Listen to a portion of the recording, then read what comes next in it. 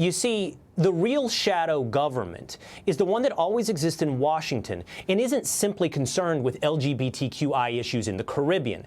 There's a bigger issue at play here, and that was also illustrated by USAID.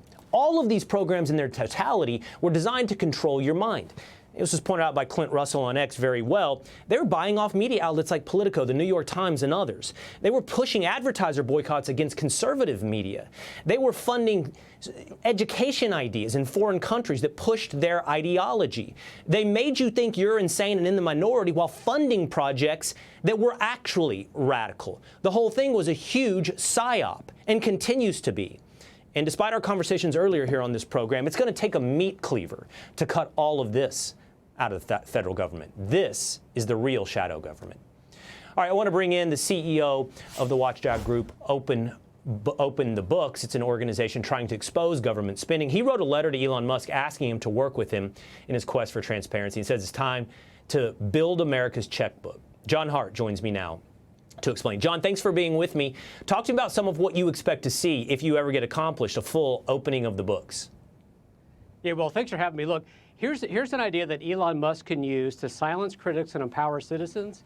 It's to allow taxpayers to see what he can see right now.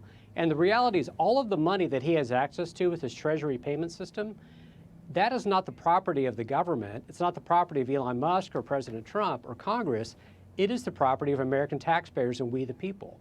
So every individual American has the same right to access what I would call America's checkbook as they do their own personal checkbook. And imagine what would happen, Will, if we gave taxpayers the opportunity to look at money as it was going out the door. You know, let them sign up for their own fraud alert, personalize their own fraud alert. Let them sign up for a low balance alert. And then when you see money going to things like vital infrastructure or vital humanitarian assistance or cancer research, and then a drag show for Ecuador, let them choose what they want more or less of. And when you give transparency to the public, they put the pressure and they force the change. I'm reasonably confident the American people would not be excited to even know what Doge is uncovering so far. Money going, how about just on the media side? Politico, Pro, PBS, NPR, of course, other left-wing media groups. Is this what you think taxpayers want? Well, I don't think so, but it's important that they see and they can access that data. So, Will, when I worked for Senator Coburn, we teamed up with a senator named Barack Obama on a piece of legislation that put all federal spending online for the first time called USA Spending. Now, the problem with USA Spending is that we can't access it quick enough to see what's going out the door. That's why we're asking Elon Musk to work with our organization, OpenTheBooks, to speed up the process and, again, let taxpayers see their own checkbook. This is America's checkbook. It's not the government's checkbook. Right. And if they want to spend $44 million on Politico subscriptions, you know, let's have that debate. And let's open the books together and have a conversation about what we ought to have in this government in terms of priorities.